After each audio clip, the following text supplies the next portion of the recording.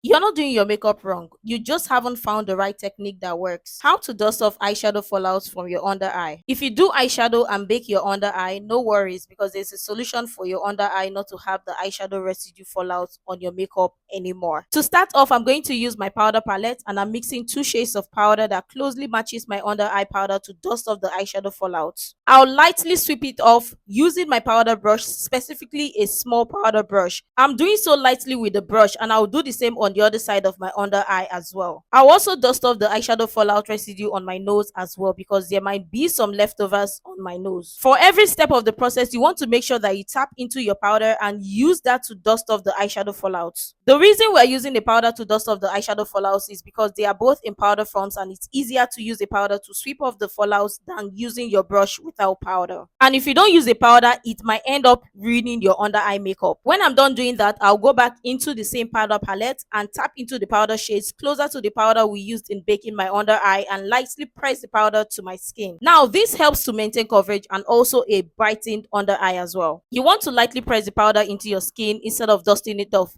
This gives your under eye a snatched, brighter look, and I'm going to also press the powder to the bridge of my nose as well and repeat the same process on the other side of my under eye. And while doing this step, make sure to lightly press the powder into the skin using powder instead of rubbing it hard, thereby causing your under eye makeup to separate or break. After I'm done with this step, with the same powder brush, I will apply powder onto my forehead area, my brows, and my chin area because I can see the oils peeping through my makeup and we need to stay matte.